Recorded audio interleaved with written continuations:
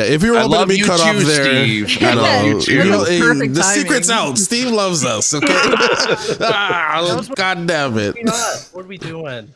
Hey, I told you 5 seconds. You counted too fast. So. True. Anyway, welcome everyone to episode 106. We got a big episode for all of you, so we don't waste too much time. So, Steve Machine, how are you doing?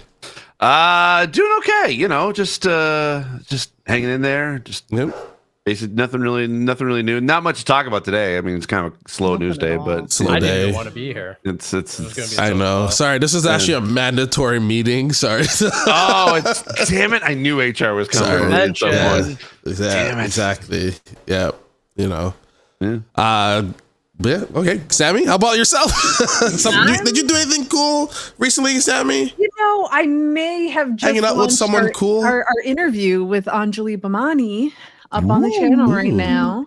Yes. Probably that was a very fun experience. Probably my number one interview so far. Wow. Besides that, any other guests that you'd had, they just all upset now. I'm just letting you know. Like I said in the interview, she was a part of games that brought me to like a close connection with my husband. So there was also like the personal factor of it all too. Yeah. Love that. But other than that, I finished Claire Obscure. Whoa, nice. 33. Congrats. There you go. Yeah, it's awesome. I have yet yet my to heart finish apart. myself. Dude, it might be slightly above Baldur's Gate 3. Whoa. That's massive. Uh-huh. You need to relax there. And some You're saying a lot of that it's definitely fighting words, but it's You're already saying a won lot a right now. game of the year, so we'll see how award season goes. But We'll see. very good game. By the way, where's Jeff? There was no announcement. He said mid-November or mid. It hasn't This is hit mid-November yet. Yeah, he's gonna have That's a the Saturday. mid-announcement. He's not gonna announce it on Saturday. He's probably going to announce it ely next week. I don't know. This November's pretty mid. If you ask me, it's pretty mid. Yep. No, he's announcing he's with Amazon. So That was a big deal. Yeah, that is a big deal. I mean, he probably wants to stay out of the news given what's been going on this week. That's fair. That's true. I mean, so okay, as someone like who did this, I don't know the internal schedule for this year of what the Game Awards is generally like, but in past Game Awards nomination schedules, usually not like the jury who nominates or sends in nominations for the category. Generally, the due date is like November 1st or 2nd or 3rd, like whatever that, usually that first kind of like Monday-ish. So yeah, I think it's going to take him at least about a week or two to be able to tabulate everything and figure out, and then put together then shoot the nomination video that he has to do at Peacock Theater. He does every year, and so there's a lot, there's a lot more production that is involved in just. I don't know. You can just run that stuff through ChatGPT these days. Easy. Sure, yeah. Then maybe just some build a AI PowerPoint presentation and you're videos fine. and such like Yeah. that. Steve Raiders, how are you doing? By the way, I'm doing really good. I mean, I'm excited for this episode. I think this is going to be a fun one. Mm-hmm. For a dull day, so. Also, just a quick thing. Yeah. It's the McPickle Day at McDonald's, so everyone get stoked. What the McPickle Day? heck? I love What? pickles. Marcel, your favorite. This is the worst day of my We gotta life. talk about this right now. Ooh. Quick 5-second interjection here. The McPickle is like a chicken sandwich with fried pickles, creamy pickle ranch, and something else. There's like three variations of pickles on this thing. Oh, I love that. Is it only today or is it for like a No, it limited just time? launched in Canada today. Okay. I don't know for Okay. how long, but yeah, get your McPickle on. All right. Hell yeah. Marcel, Sammy, if you bring that thing Yeah. tonight, I swear to God, Sammy, if you just bring gonna that thing show up. tonight, I'm finding I another guest. I forgot still your- have time. I forgot your pickle thing until we were watching Game 7 of the World Series, and you ordered, what was it, a burger that you ordered like pickles on the side just to give to Angelica. Oh, No, you just Angelica didn't like give me a threat. She's like, you better not say no pickle. I'm like, all right, I'll put it on the side. Don't worry about it. And yet both of us were like eating like the dill pickle, dill pickle bites. So they were like I don't delicious. remember what I even ate from Game 7. I just erased that whole night from me. So it's the triple pickle McCrispy. Triple pickle. Triple pickle. On a soft potato bun. It's got dill pickle, seasoned cucumbers, classic pickles, and then the new creamy dill pickle sauce. Why even have a cucumber in there when we have rotten cucumbers in there? The amount of pickles stacked, at least on the promo. Great. Yeah, right? This is Sammy, there's no massive. This is a McDonald's on your massive way. innovation. Don't even. I has swear. gotta be Get good. this picture out of here. Ew.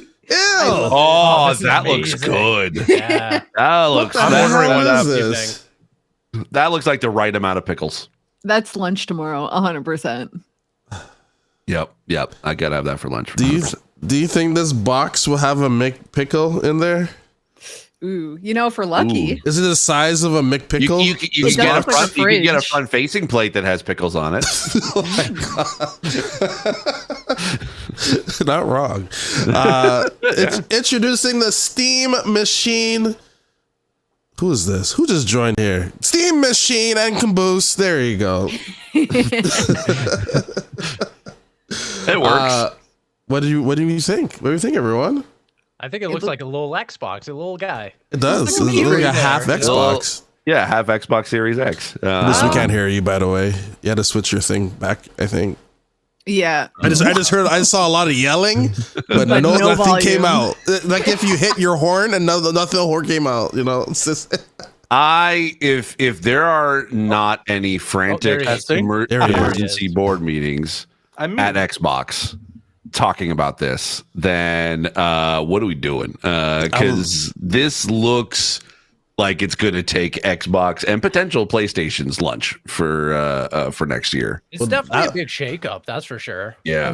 That was one of my I think- questions. Is the next gen Xbox in trouble now? I think Because now that you Xbox- can have Steam OS, you can add Windows to this on top of that. Everything's You an good? Xbox. Xbox is definitely going to be in a little bit more trouble, and I think that's mainly because most of the Xbox exclusives and just Xbox titles in general are day and date on PC for the most part these days. Mhm. Yeah. PlayStation, I feel, is still a little bit in a more comfortable position because while they are bringing a lot of their games over to PC, they still do try to have that timed exclusivity on console so that they create that incentive to own a PS5. But I mean, this was a wild, like, just out of left field announcement in general. Honestly, I know that Valve's always kind of doing their thing behind the scenes. They're working on their own things, but I don't know. Maybe I'm wrong, but I don't know if anybody really had this on their bingo card.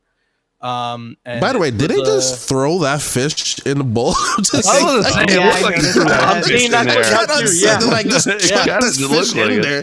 Just drop. Yeah, you just I gotta drop must from the top say, to bottom. though, that controller sucks. Yeah, that Controller, yeah, we haven't talked about the controller. Yeah, but I mean, guys are all in Controller is pretty agreement. bad. Although I I- will say it is better than the last one. agreed. I'll give them that. 100% What did the last agreed. one look like? I can't. It had I It think had it the was. two Little, giant like, circles. yeah, Looks like that. the McPickle. Yeah, That's what it okay. looked like. Oh yeah. Okay. Oh, that is awful. But like the placement of the thumbsticks with the touchpad, this thing looks like hot dog water, and I will avoid using this at all costs. If I can sync up like a DualSense to this thing or a Xbox controller, That's the ideal. Yeah, this you thing can. is going Yeah. and Although I collecting dust. have heard it said it feels like holding a Dreamcast controller. That's which not a wasn't- great statement. I don't. which Yeah, is I don't exactly- know. which is That's exactly where I want to go yeah. back to. Hey, you know what it's like? It's like the GameCube controller. Oh, Yeah. God. Yeah, I'd rather that than this monstrosity. That's It is better. Yeah, it is better than the old one for sure. I think that it was.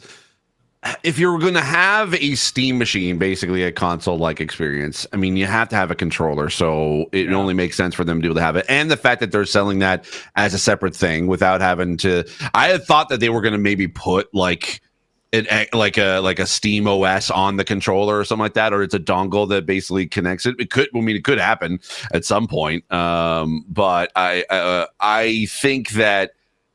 I think that the real winner here is going to be definitely the Steam machine with the Steam frame, Steam controller, and Steam machine, plus the Steam Deck.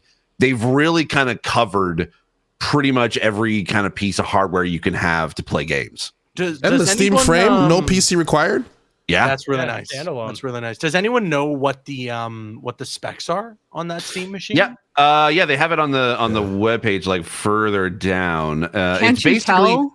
high frames. They're displaying Stardew Valley. I know, right? Oh my God. 4K 60 Stardew, man. Yeah, from the previews that I had seen already, that because they had sent some people up to Valve to go check this stuff out. They said it has kind of the equivalent of an RTX 4060 ish in the, like, or at least they say it's as powerful as 6 Steam Decks, quote unquote. So it's more around the lines of like a mid-range PC. Which, to be honest, if they can get if they say what they could get is 4K 60 frames upscaled and it runs smoothly at that, I don't care. Like, it really is like, that's all you really want. Like, yeah, there's gonna be people who'll be like, that wants the best graphics, best hardcore settings, and best hardware. But for majority of gamers, they just want a PC-like experience, but in a console package. And this is exactly what we had been waiting for. I'm so glad you brought that up, Steve, because I think that's kind of where, like, my thought process with this whole, what Valve is doing versus like what Xbox is doing, because I mean, they're kind of like apt in this whole conversation of, you know, what's a console, what's a PC, and everything.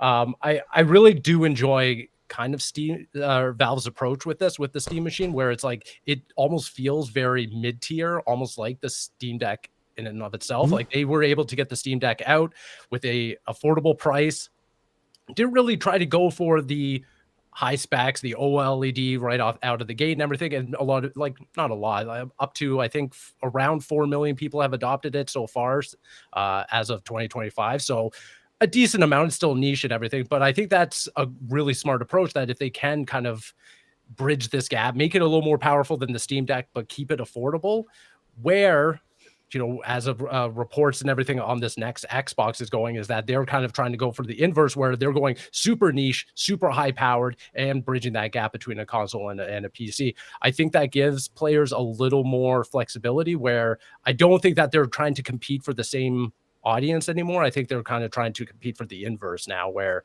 Steam's getting into the living room for the everyman, where Xbox is getting into the living room for the dedicated PC gamer that wants their high specs and everything, but just doesn't want to be existing at a desk. Yeah, I think that they were on the right track when its original was the Steam Box, the Steam Machine, what they call the original one. But it was a Steam Box. It was a Steam Box. Yeah, they were on the right track with the Steam Box, but I think it just the industry, or at least the gaming audience, was not ready for it yet, because Steam wasn't the platform, necessarily the dominant platform that that it is now today when it comes to releasing to games. Like, basically, Xbox didn't release games on the platform, PlayStation didn't release games on the platform. But over the course of several years now, that there's been a lot of attention brought to Steam, especially with the indie game boom, that basically Steam became the place to release a game, an indie game, and also the adoption, I think, you're right, of like the 4 million of the Steam Deck. I think that was like a good testing ground to see, could we make something that people can adopt and play and people enjoy without really and basically they kind of took the handheld market by storm, and that's what blew up the handheld market nowadays, minus the Switch, because the Switch was always kind of like building that, and that kind of like started that spark, but Steam Deck kept it going. I think that was like this was a good experiment to say, okay, we can get this to work and Steam OS to work. I think now we're ready to be able to bring the Steam Box back and create the Steam Machine. Yeah. Yeah, and all this is early 2026 as well. That's really going to be interesting. I like, because they said no price yet, no actual release date than early 2026. And some of the hardware could change that they did mention as well.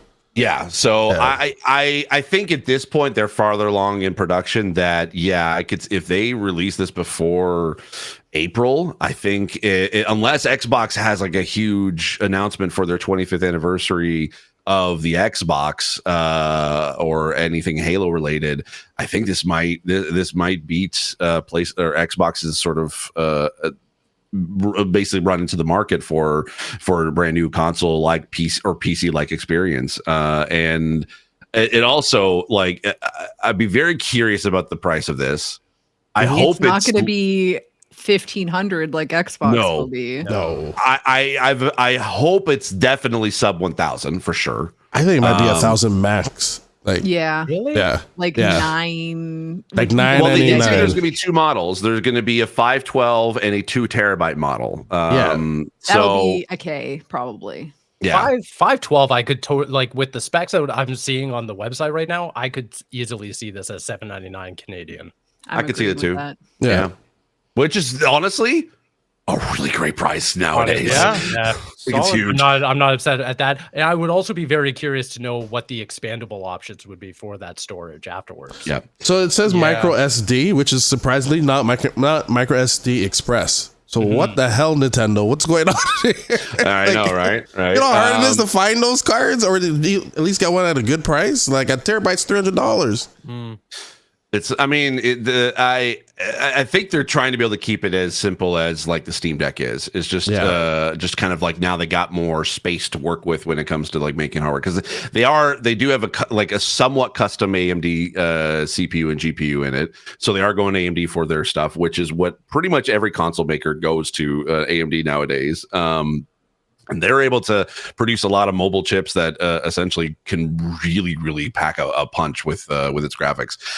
But here's the question I have for y'all, because I saw this come up today, of course, as Valve is sort of taking just dropping this like randomly on a Tuesday, Wednesday. Sorry.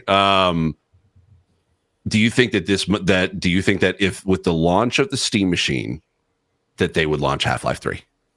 Oh, Yeah. Do we finally get Half-Life 3? Launch title Yes, for the Steam machine, Half-Life 3. I think there's a I would say possibility. yes. I think there's a possibility. Yeah. I wouldn't say it's anywhere near likely though. I would say that there's an above 20% that at the time of the Game Awards, we see the first trailer for Half-Life 3. Really? Yeah. That'd be juicy. Or- for sure. I mean, it's been like rumored at this point, and I Right. feel like it's starting to become this like worst kept secret where we're all pretty sure they're making it. Yeah. Yeah. And And if there's you been want like to sell your machine, you need a cutting edge piece of That's software. yeah. The only Honestly, other that's thing that I fair. would say is if it's not Half-Life, it's Team Fortress. I was gonna say Team Fortress 3. a or Team Could be. something, Fortress. Yeah. You know, a Could Team be. Fortress 3 honestly could be really huge for them as It would well. be. But Yeah, you know yeah. what? Listen, if we're getting a Half-Life 3 and we're getting a Team Fortress 3, Because give me a damn Left 4 Dead 3, please. I'll do anything, Yeah, Valve. thank you. I'll do That's anything great, for man. it, man. Great man Back saying 4 that. Blood did not fill the void in my heart. I just have to ask, why do you need a machine to play those games? You know very well it could be played on any. That is the thing, right? This is not like I must get a machine to play. here's the thing: they you know? have launched games for their hardware in the past few years. Steam Deck, it was the Portal game, this little short Portal game. That basically like the manufacturing thing where you're building little things for. Okay. I can't remember what it's called. They had Half-Life Alex. Well, Half-Life actually, that wasn't Alyx even with- like they just put that on VR. That wasn't. They That's for the did put it on VR VR, one, yeah. but it was, I think it was in ties with a launch of an updated Valve VR. Index. Was headset. it? Oh, It was okay. for the Index. Okay. It was a launch. It was for the title Index, yeah. Yes. So they They ended up have. coming to Quest later, or am I wrong about that? Yes. correct. It's playable on the Quest, I think, right now. It's just it's not officially. It's out. not officially on the store. Okay. Can Yeah. you still only technically get it? Like, is it still exclusive still to a- like Steam's Index. Yeah. I see. Yeah, yeah. It's better. It's better playable on the Index, but I mean, you could take a Quest 2 or 3 and connect it, and you'll be fine. I gotcha. Yeah. So but here's. I think if you're gonna make the big splash, of course they wouldn't announce Half-Life 3 today, because if they did, it would outshadow everything the hardware wise that they announced. I think Mm-hmm. could be a Game Awards announcement or an early 2026 announcement, just before when they announce like the price and all that. And because I think if they're gonna if there's any tariff sort of stuff with the price, and it might be a little bit higher than we think, and to soften the blow, being like, and you get Half-Life 3 as the launch title, I think that would kind of soften the blow a little bit. Yeah. So Meanwhile, it's gonna be like Gary's mod too, and we're gonna be like,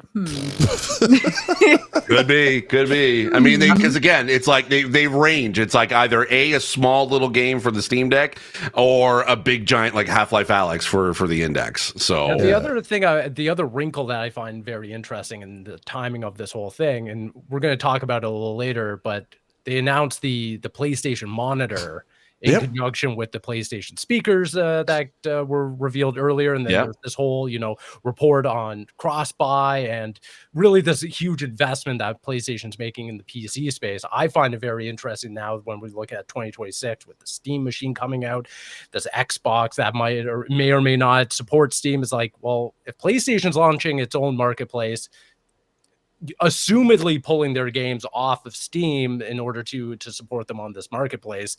I find it just a very interesting time for PlayStation and what they're going to be doing in their approach to PC gaming. Yeah. Do you think Steam seeing kind of like the shift change is like noticing Xbox and PlayStation being like, oh, they're forgetting about consoles. Like there's this whole space now. Let's go for that. I think Steam just knows they're the ones driving this ship right now, and they're like, everyone's coming to us, so we're gonna take over the living room that they're abandoning now. We own the house now. We own it. This is our house. they saw the shift in change with when they released Steam, because Steam is what 20 years almost at this point.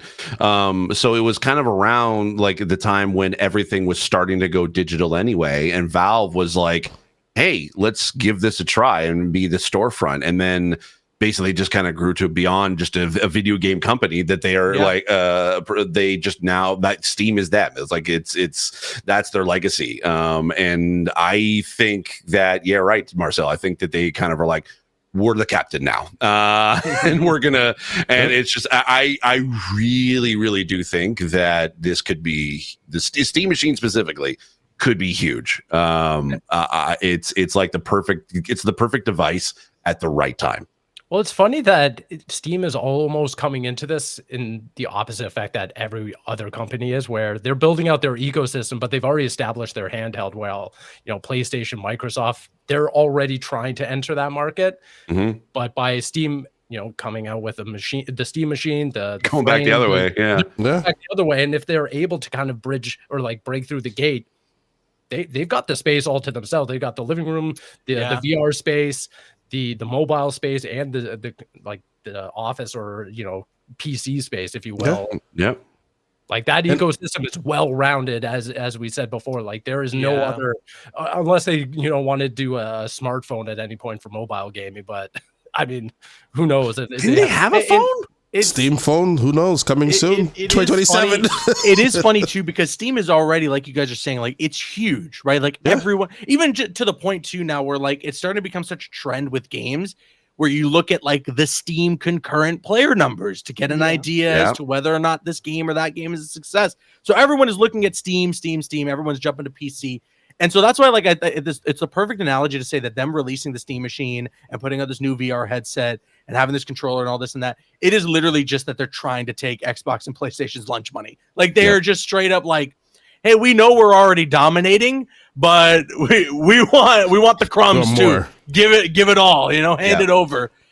So they're in a really good position right now. And I think the Steam machine could become a new, like, household product for a lot of people. And I think, and even for developers too, like I think this is like a great spot to be in for them too, because I saw a report just recently that I think it was like 72 or 75% of a studio's revenue is from Steam, and that is huge for a developer to be able to get the majority of their profits and revenue from one platform, and then this same platform creating now devices that they can have their games on. 100% that they would go into it and be like, okay, now our game is Steam machine verified. You can totally play it on, like, because they were like, you can tell Valve wanted to be able to get into the living room market with this, because this, when they say it's 4K 60 frames upscaled, they 100% are going for the TV audience. That people just want to be able to play their Steam games on a PC as well as their TV in their living room. So it, like, to be able to get their game out front and be like, yep, it's Steam Deck and Steam machine verified, it just means more potential sales for them. And I would say like we're probably going to see a lot of games go on sale or release around around the same time as the Steam Machine. And I wouldn't be surprised if Valve basically was like, here are the launch games for Steam Machine, plus your entire Steam library. Like, here are things that are exclusively like optimized for the Steam Machine, and then also every other game that like your entire game library or majority of your library is now compatible with the Steam Machine, or even the Steam Frame too.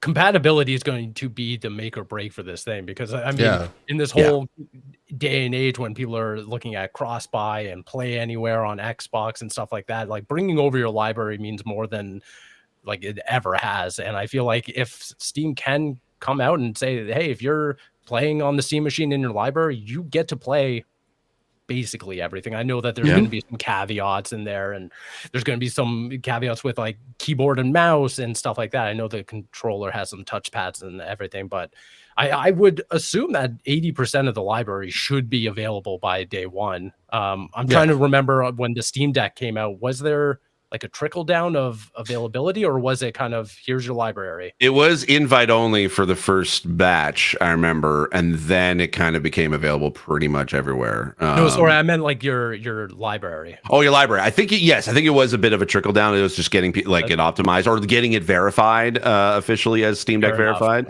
But I think it didn't take long. Like, it really, like, I think the Steam Deck was a great experiment to be able to get people, get developers and studios on board with it, with getting their game Steam Deck verified, because it was controller based. And with their, and even this is coming from the accessibility side, but like knowing how robust the remapping capabilities on Steam Deck or Steam OS is, you can connect the controller, and for I'd say a large majority of games that are generally keyboard and mouse based, you can play it with a controller and just be able to remap the controls to that. And regardless of what type of controller you have, whether it's an Xbox, a PlayStation, or even probably, I would imagine at some point, some mod for a Switch 2, a Switch Pro controller. So I could definitely see, like, I think that was their way to basically to tell developers, hey, make it your game controller compatible, and then you now have access to these two new pieces of hardware, or three technically, with the Steam Frame. Yeah. And like, once again, another strong factor, it is also a PC as well. So if it's all, you can install Windows on it if you want to. Install Windows, you run Epic Games on there, Ubisoft Connect, or whatever you want on there. So probably get Xbox Game Pass on there too. Game Pass will be on there as well. Funny. I feel like as a PC gamer, like the only thing that holds me back a lot of the time is like, oh yeah, we have to wait a year for like the PC version. But now Xbox is fixing that problem for them. There's a lot more day ones on PlayStation. So it's like all the gaming companies are just kind of handing Steam a better experience, and they're kind of in a great position. I remember saying at the beginning of the year, I think this is going to be the year of the PC, and it just it's slowly starting to become that way. I think it's been inevitable. As consoles have gotten to the point where the graphics capabilities and the performance capabilities of games are synonymous with sometimes you can't tell the difference between whether it's playing on a PC or a console.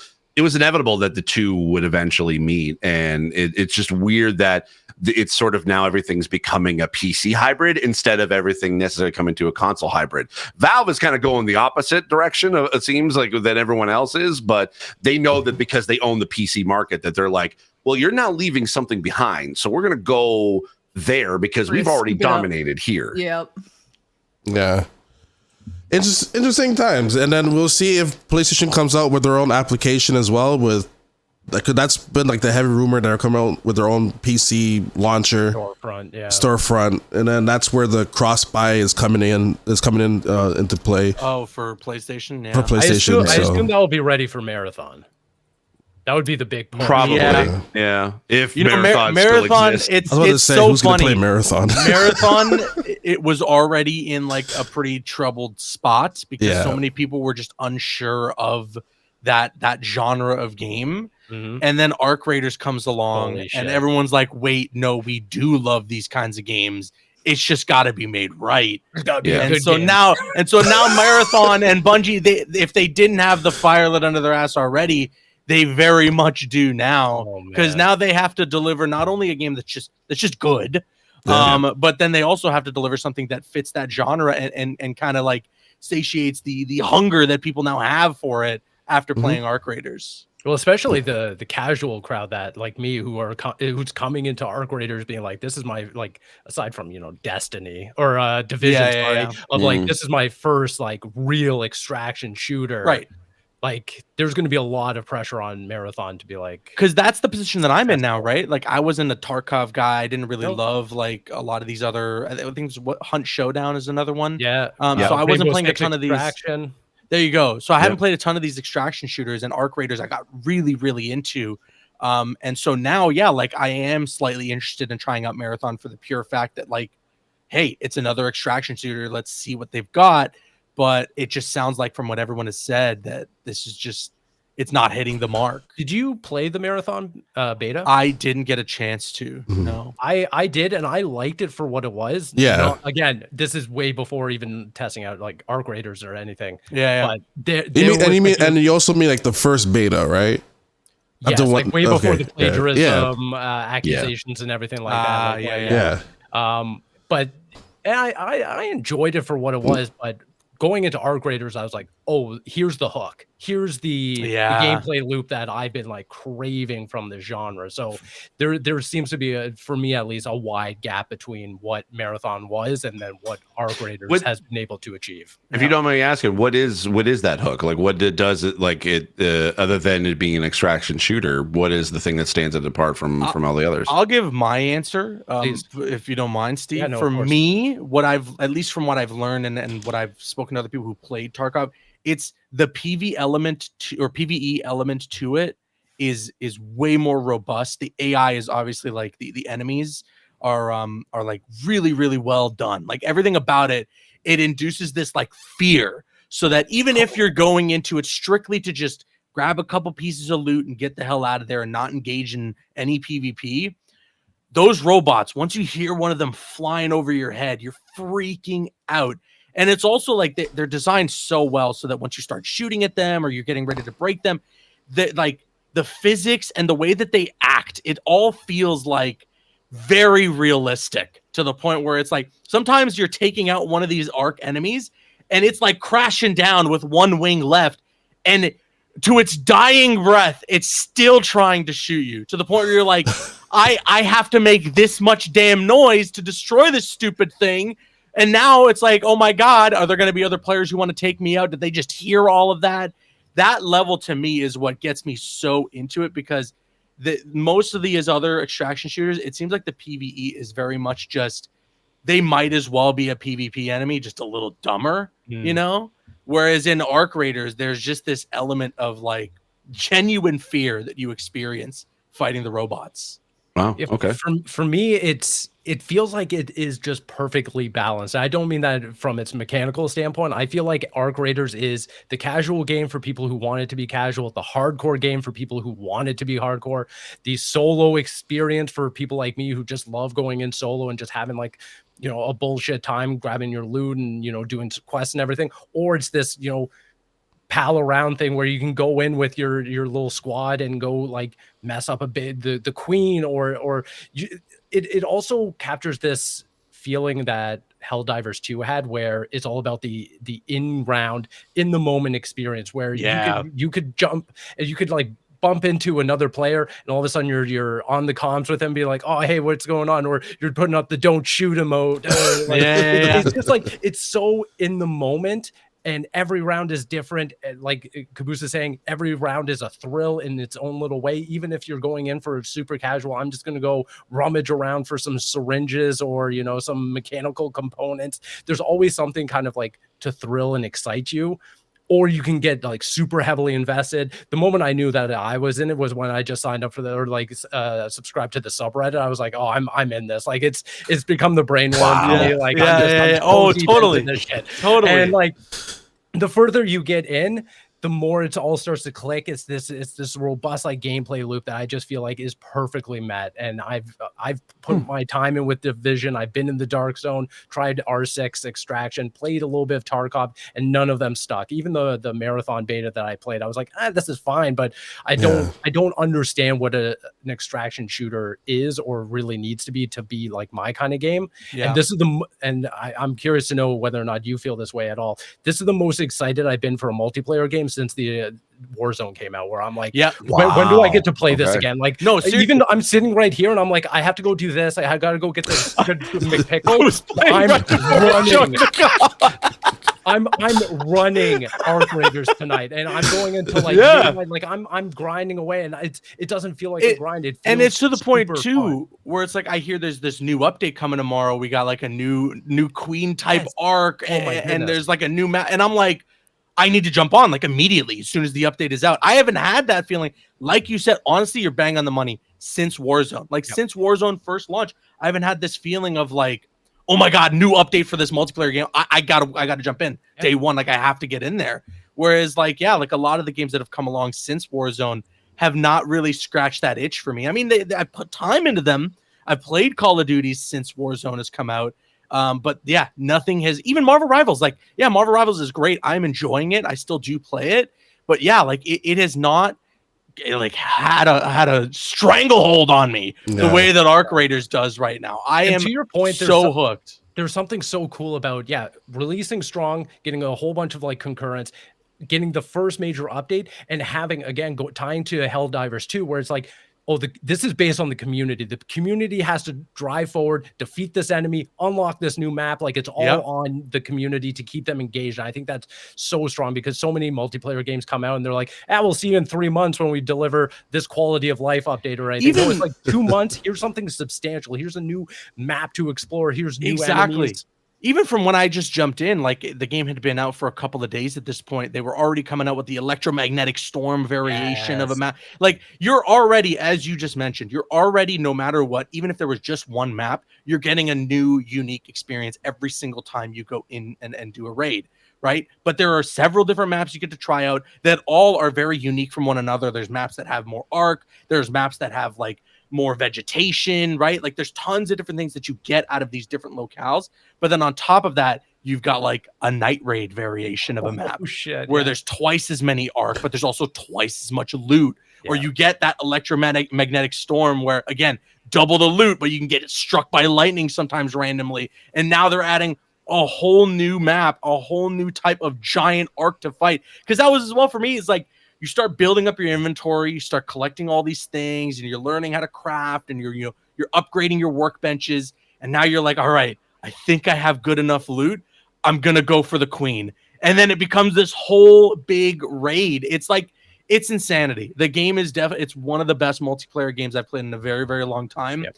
I will say it does kind of suck about some of the controversy surrounding it right now, given the I was about to ask if that was something that was concerned you. I honestly wasn't even aware of this until I had seen that Eurogamer review.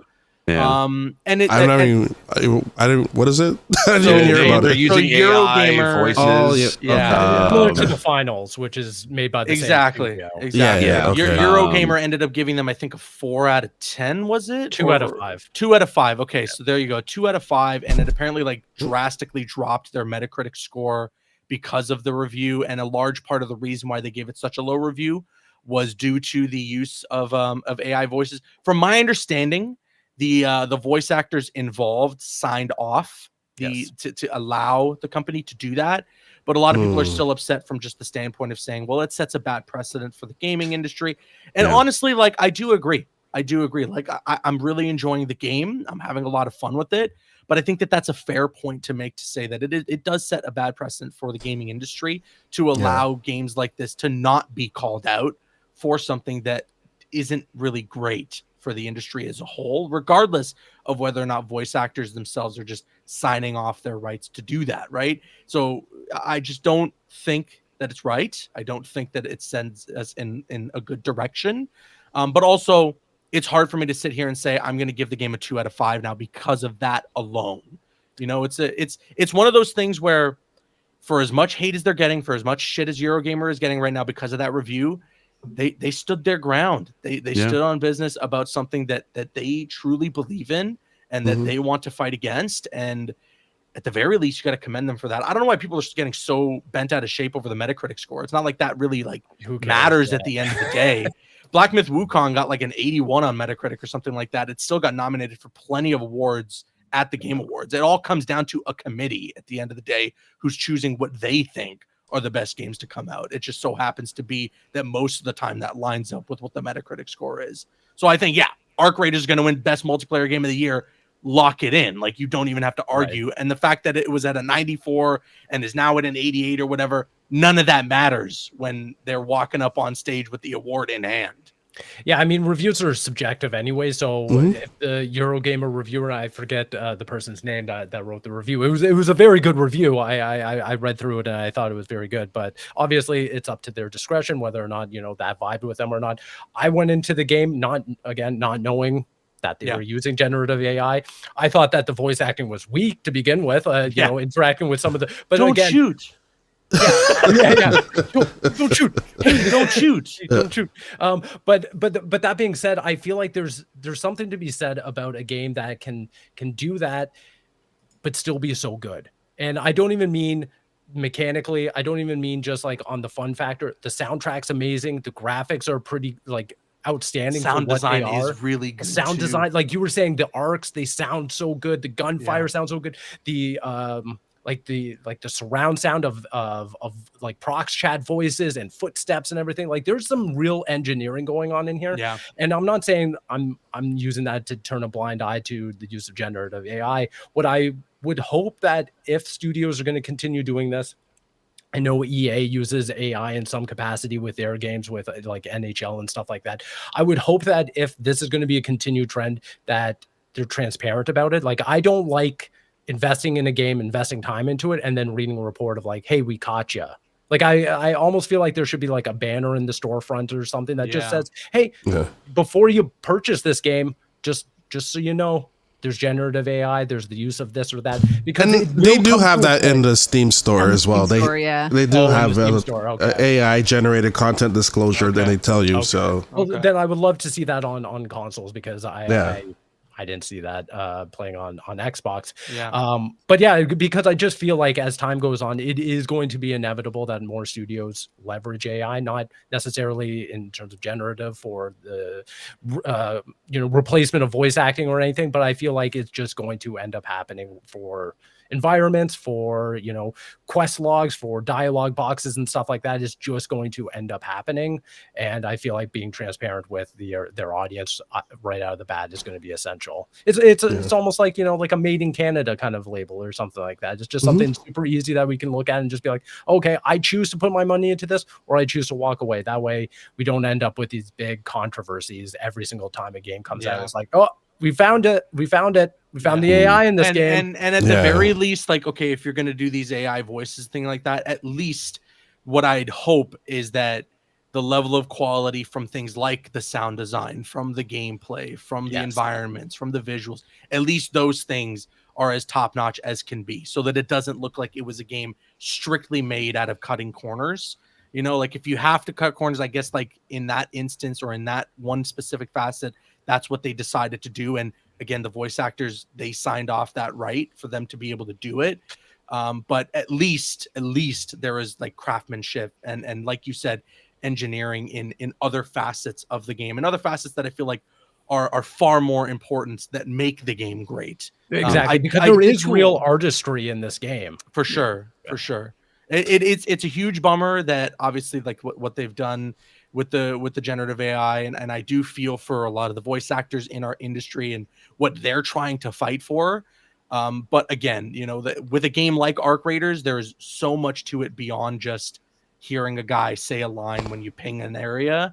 And so at least they weren't trying to cut corners in other areas. It's an interesting conversation to have, because when you have those kind of just the small little lines that are like the emotes or what have you within a game that is created by AI, the on the voice acting side, those are kind of what they call bark lines, where it's just basic, just kind of like grunts, just Right. one word or one sentence commands. But for a lot of people getting into the voice acting industry, that's Those where are they the cut first their opportunities. teeth. That's their first opportunities to be like soldier number 4 in a Call of Duty or something You're like totally that. right. And I when you eliminate that from it's just AI just kind of covers those, then you're eliminating those potential opportunities It's the for work. same. It's the same in the film industry as them trying to say that they're ready to just AI all the extras. You know, it's like extras are important to film, and you know, a lot of people get their first big breaks getting on a film set and experiencing it for the first time being an extra. And so you don't want to eliminate those jobs, and you don't want to eliminate those opportunities because, like you said, that's the foot in the door for a lot of people. And so I do hope that this doesn't become the new norm, that this doesn't become a trend, that these are anomalies.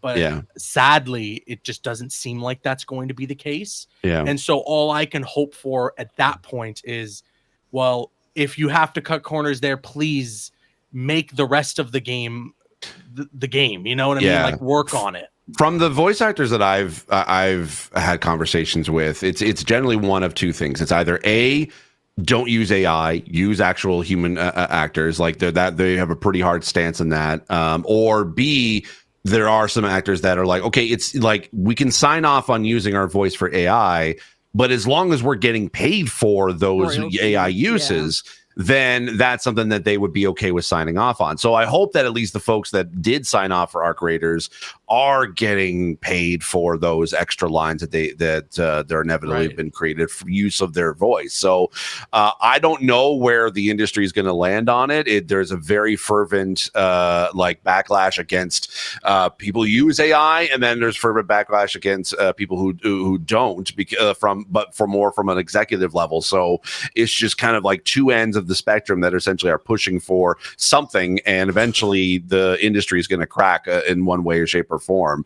I don't think we're at a point where basically AI's like people are saying like AI's out of the bottle. You got to use it because we're not going backwards, or everybody uses AI, so we might as well do it. That kind of argument. You really have to, because you're right. It's like, when you start to think about potentially AI removing extras from films, the difference between like innovation and technology versus something like an entertainment medium is that you're you could take away human jobs to do some of the basic stuff with AI, like that automation can be useful. But when it comes to actual humans producing the art, that I have a bit of an issue with. It's for like, is because there are still a need for human extras or human actors as extras. There are still a need for human voice actors to provide those barks. It may seem small, but it does kind of it allows a player to be able to get immersed in the world. Other than because like when the case with like as you kind of joked about being like don't shoot, like it just doesn't sound like a way a natural human would sound, basically, like when they say that. So I think generative AI, I think, should go away. But if AI can be used to be able to make game development more efficient as a tool, then and still keep the art intact, then that's something I think is still needed. So if there was a way that ARC Raiders could have done that, I would have preferred that than necessarily what they're being accused of. That's Guillermo del Toro has entered the chat with a he is. giant FAI. Yeah. Sony had their little show yesterday. Little show, just a little bit. I highlighted some stuff from that I think people might be excited about. I mean, overall, it was kind of meh a little bit. Elden Ring, what the audience was for, right? It was for specifically Japanese and Asian markets. So whatever the game, like unless you were interested in those games, then this definitely was not kind of designed for you in mind. But there were some interesting announcements in there too. Yeah, like Elden Ring. Night Ring DLC, Forsaken Hollows, DLC for DLC. I love that. Yeah, exactly. Yeah, and then Gran Turismo, you could do a 24-hour endurance racing or a full weekend race. That's pretty nuts as well. Marvel Tokon Fighters, closed beta December 5th. Pretty much just told you, all the people in the background, they're not in the game. So like Gambit, Rogue, Nightcrawler, No, don't say that. The background characters. say that. Don't They're say in that. Marvel I'm Rivals. gonna Go say play they're that gonna game show up. instead. I'm gonna say they're going to show up. They would not have Sidewalk shown them. This game's got to have like a Wolverine or something. Like Needs, you needs know, an like He, X-Men. he wasn't in the background, so okay, you you're might right. be You're right. But like, Sentinel listen, out. we got an X-Mansion map. I saw we got Colossus and Nightcrawler, so, but they could still be in the game. They could, Gambit. they could do it. They He's in could Marvel do it. Rivals, Okay. sorry. Hey, He ain't listen. coming. In Injustice: Gods Among Us, Martian Manhunter was in the background of a stage. Everyone thought that meant he was out of the game. He wasn't going to make it. He was DLC.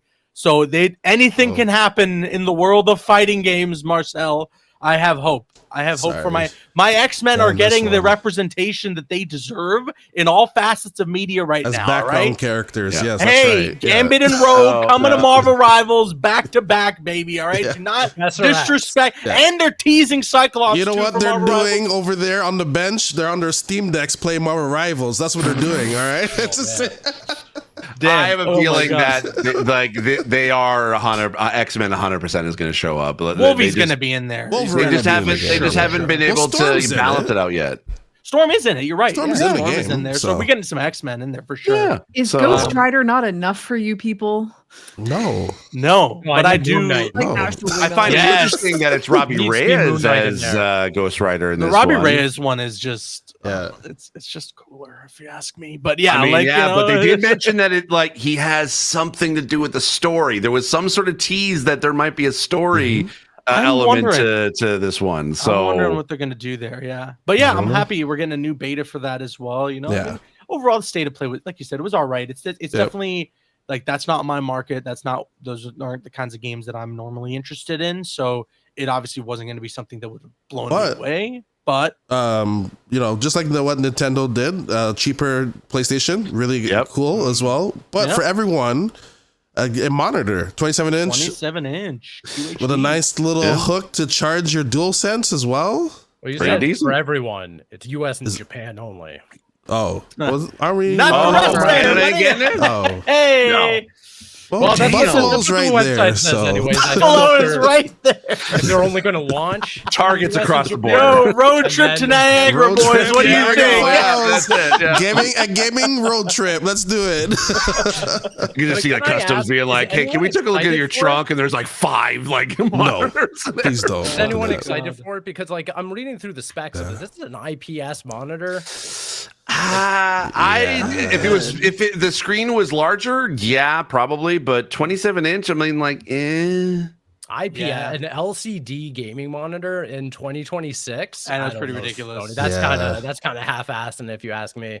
Yeah, I it hope really that does this is seem like the start of like a new lineup of hardware for them. Like it's like this is the beginning sort of state of it. Like eventually we're gonna get like an ultra wide or This is something Lil along the Timmy's lines. first PC. I Yeah, think. yeah. Okay, Yeah. I was just about to Yeah. say this totally feels like the type of monitor they're making for people who strictly play console games. The Turtle And they're just Beaches like- of monitors. Yeah. Yeah. Yes. Where Yeah. they're just like, we're gonna put something out there that is just like super like just normal. What do you know? Like, so it doesn't have all these crazy specs that make people scared to think about. And so, but also like to that extent, it almost feels like it's a monitor that's made to take advantage of the strictly console players because they're like Mhm. PlayStation monitor. Yeah. Like it's probably really good, right? You know, I like I my do- PlayStation console. I think exactly that. I think it's going to definitely leverage the people who are like, oh, I want the PlayStation branding. I want that because Sony makes their own gaming monitors. They make the InZone already. So if you're looking for like a gaming monitor, you would go With to that. something else. Like you would go for the one that's an actual gaming monitor. This one, I will admit the charging hook is pretty cool for the DualSense. I like that. I like the amount of ports that they have. Like the display port 1.4 is awesome to support that. But I just think it's a little weird when you are like you already offer a better monitor for. I mean, in Canada, it's like $700, and I feel like that's. Again, the PlayStation 1 could come out as an affordable price, but if it were to come out in Canada, I could not see this thing coming out for any less than like $500. Yeah. Yeah.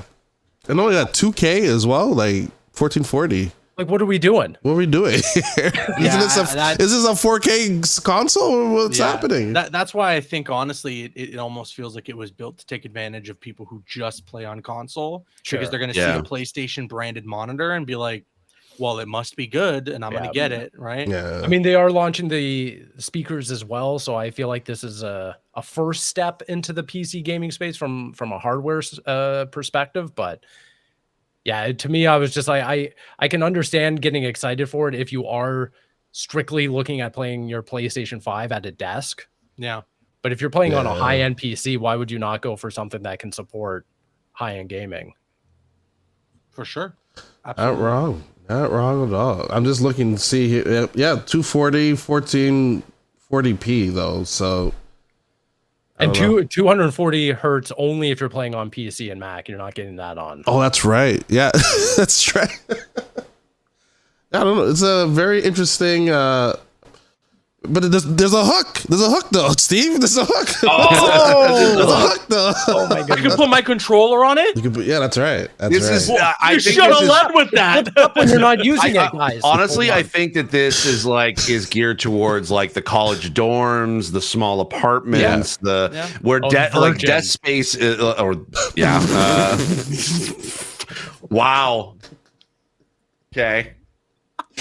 I can't say anything more. He said the quiet part out loud.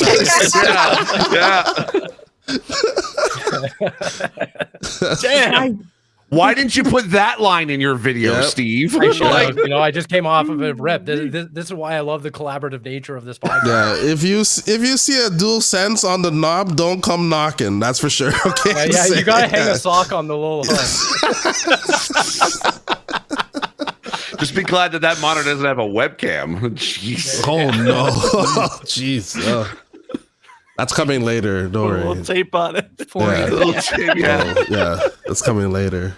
Oh god. Oh my god. I got nothing. Yep. Brutal. Great show. Before we end this this lovely episode that we have ours, Mario Galaxy movie, Brie Larson, Rosalina. Yeah. Good casting. Good Hey, casting. she genuinely loves Nintendo. She has posted about She on her is own a gamer. accord Yep. She's a gamer. her love for Nintendo stuff. So that's a big win for her. Yep.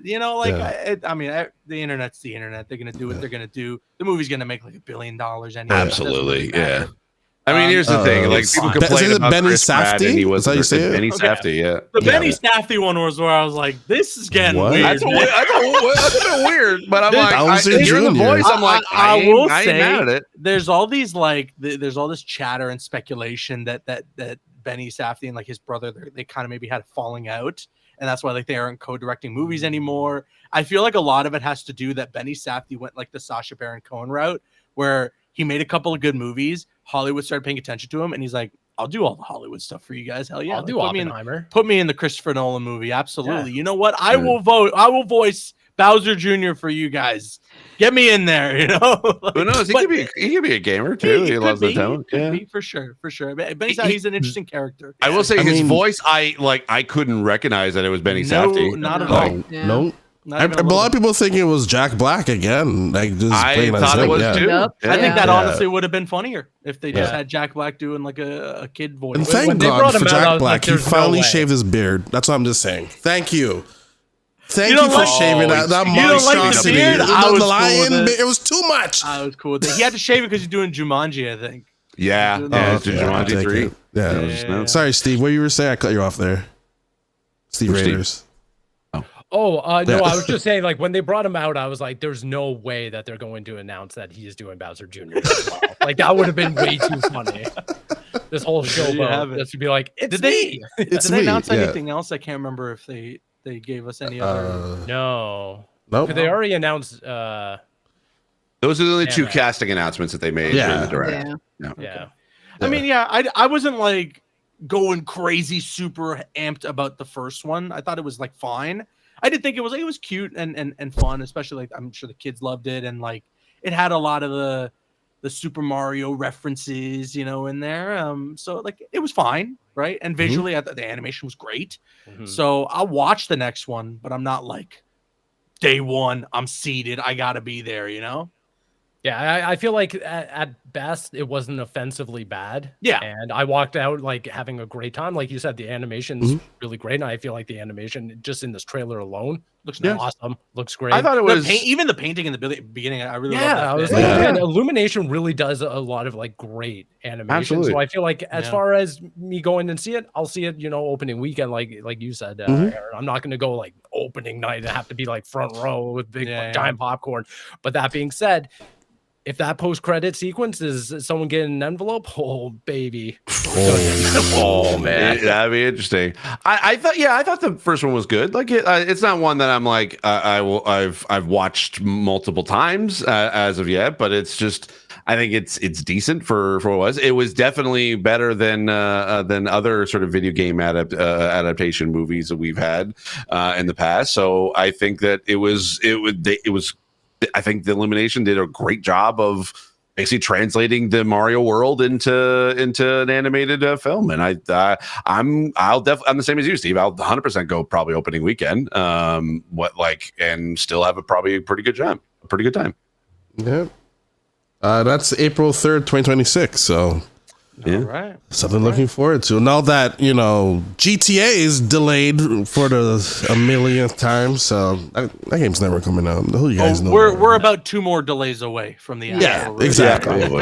Just say 2030 at this point. Joke aside, though, I think this is the last one. Like I do think they're hitting that. Yeah, I think but yeah, I'm also bummed about Marvel 1943 getting delayed, and it's weird. Not enough people have talked about that. The delay sounds indefinite. I thought that too. It said that they were pushing beyond the 2026 window. Yeah, but they didn't have anything else other than that could mean anything. Yeah. They just said because originally they stated it was going to be early 2026, which I suspected was got to be like the first 3 months of the year, right? Like if it's going to be coming out later than that, you're talking spring, right? Right. And so if it's going to be early 2026, and it was going to be coming out between January to maybe at the latest April. We really should have seen some gameplay or something by now. And so the fact that we didn't, we only got one trailer. That's it. Well, we got the reveal from before it even had a title. Yeah, that's right. And then we got that story trailer at the GDC in 2024, which gave me hope, by the way. When they did that story trailer, I was like, oh, okay, they're on track. They're giving us a great new look at it. Obviously, Unreal Engine 5, everything looks visually beautiful. But I wanted to see some gameplay. Like, show me the part where I move the controller, Yes. So we haven't gotten that at all. I have a fear about this one, about 1943, because we have yet to have an Amy Hennig run game in a very long time. Is that what you're worried about? That's the part that gets me excited. I'm excited. I mean, I love Amy Hennig's writing. Like, I think that she is obviously like an amazing visionary in the video game industry. But her track record as of late, when it comes to games releasing, she's not had a game released in, I think, almost 10 years. She's like a Jade Raymond right now. She's kind of the Jade Raymond. Yeah. Like same with her. And it's not to say that I think that the game is necessarily hugely in trouble, but because this is the furthest along project I think we've seen of hers as of over the past 10 years. Because at least we're seeing, like, there's been footage that's been released officially of this game, instead of just kind of hearing about this game like through leaks or what have you. But the fact that it's taking this long, and it's like, I don't know. It's like it's that kind of hidden fear. It's like, well, we haven't had a game from her in 10 years. They've delayed this already once before, and it's now being delayed into we don't know when. I'm wondering, it's like, is this in danger of going to be canceled because of external factors? I'll say that right now. Yes. Like, this game, you could maybe even put some money down that it's going to get canceled, because it's just not a good sign. It's not a good sign for it to get delayed out of 2025 into early 2026, they said, and then for them to delay it again with the verbiage very specifically being, we need to push this out further beyond early 2026 and provide no new window and no additional information, is like, this game is behind the scenes not doing well. Yeah. And if the Black Panther game had it could be canceled, that could still be canceled. So that was the exact point I was just about to make. Where I was no, you're good. You're good. In a pre-Black Panther cancellation world, I would have been like, it's a Marvel game. Like, I really don't think that Marvel would want to can a title, like a AAA title that they're working on. But that Black Panther game got canceled, unfortunately. That team got shut down. You could very much see the same fate for 1943 here. I mean, all we have seen up until this point is strictly cinematics. We haven't seen a lick of gameplay. And so, yeah, I do. And I also said in my video when I was covering this, I think a large part of the reason why this game could be in trouble is because of that Unreal Engine 5. Like, I know that there are a lot of developers who are saying that we just don't have the full scope of how all that stuff works, but it really does seem like a lot of the time when games come out and they're poorly optimized or they aren't running well, you hear the engine's Unreal Engine 5, right? Like, you hear that that's what they're working with. And a big part of the promotional right now with this game is that they're building it from the ground up with Unreal Engine 5. They're really trying to maximize the capability of that engine. And yeah, it does look insane. Like, if this game has good gameplay, you're talking like a potential top 5 superhero game, right? Because visually speaking, it straight up looks like real life. Some of the trailers and stuff that we have seen from this game. So if it had good gameplay, I'm super, super hyped, but I just feel like they're not able to get it all, to come together. And so I'm very much expecting that this is going to get canceled entirely. If not, it might come out and maybe it'll launch in some rough shape. Hopefully not. Fingers crossed. Hopefully we see it on a nice Steam machine near you. Just saying. Steam machine on my PlayStation monitor. Yeah, exactly. Steve, what's going on for you for the rest of the week? Honestly, just not much actually. Honestly, probably gonna be streaming on my Twitch channel and YouTube channel. Actually, that is something new that I can say. Yeah, I'm multi-streaming now on my YouTube channel. Nice. So if you prefer YouTube over Twitch, you can be able to jump over there. I'm at Steve Saylor on both platforms. So I've been trying to be able to find games I can just basically just play, because I'm trying to find that a game just to have fun with, and so I've been kind of trying a bunch of different stuff. So yeah, just follow me there, and I'll be making some more videos and streams on those as well. So awesome. Sammy, now that Clear Obscure's done in your picture, what's going on for you now? Last episode of Dispatch released today. So I have not started that yet. I played 3 episodes. I'm enjoying it quite a bit. It's pretty good. It is so good. Yeah. So gonna finish that. Hopefully have a review up on the network here in a little while. Besides that, for the second half of November, I'll be US side. Get a second Thanksgiving, which is fun. She's gonna get us the monitors, guys. Oh yeah, bring some turkey and some cranberry sauce for us. She get us some PlayStation monitors, so I can string those over there for So. And other than that, more games, more reviews. We'll see how it goes. Cool, Steve. Yeah, I'm still deep into Arc Raiders. I'm going to be running that all week. And then Black Ops 7 comes out this weekend. Yeah. So I was reflecting on it earlier, but there seems to be no hype for this game. And I don't know if Arc Raiders kind of took over the conversation mixed with some Battlefield, but I don't know. This feels like the most lukewarm Call of Duty release I've seen since I Ghost. think it's because of what you had said. There's been so many other similar games like military shooters that we've had late. Like Battlefield, we've never had a true contender for to be taken down Call of Duty's throne with of a Battlefield before. So I think you're right. I have barely heard about a lot about Call of Duty over the past few weeks leading up to this. So you're absolutely right on that. But I think this is going to be a true competition for Call of Duty. This could be a bad 2 years in a row, honestly, after this now for Call of Duty, because they come out with this one in a market where Battlefield 6 really took things by storm and a lot of people were hyped about it. And then now multiplayer games wise, people are deep into Arc Raiders, and then next year, it's in the same month, it's in the same window as the big Kahuna, Yeah. And those 2 games very much have the same demographic of people who. I mean, here's the thing. I think GTA is winning that one cleanly. For as untouchable as it has been for decades and decades, there is one game that Activision would be scared of, and it's Grand Theft Auto 6. Yeah, exactly. Because That's I all would be next willing to bet they would not. October. Yeah, they would. I would be willing to bet they're probably not going to move GT or move Call of Duty release because You don't think so? I think they're bumping up to they're gonna make September money. or I think they're going to something. make money regardless. But I think that there's too stubborn to be like, nah, we'll do fine. We'll be fine. We don't need to. No The shot. thing is, I think they will be fine. But do you want that? Like, it's just about, do they want to be fine or do they want to maximize the profit? Yeah. I feel like you go. I think we're October. getting. I would say September. Yeah. I honestly, and I know. had this conversation too about Wolverine because so many people are worried about Wolverine since it's coming out in that fall frame. I think Wolverine's pretty at this point, at least, especially now that they know that GTA is in November. If it wasn't already the case, I think it's pretty likely that game's probably going to be in September, October time. Yeah. If you're separating yourself about a month from GTA, I think that's more You're than good. enough time to Yeah. bring Especially in the amount for of sales you're looking single-player for. game. Yeah. Caboose, what about yourself?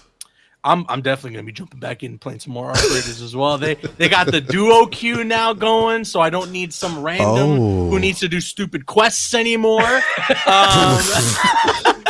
Damn losers. Yeah. Oh, I Losers! Him and his stupid free loadout. He doesn't want to fight anybody. He just wants to loot and get out of there. Get the hell out of my game.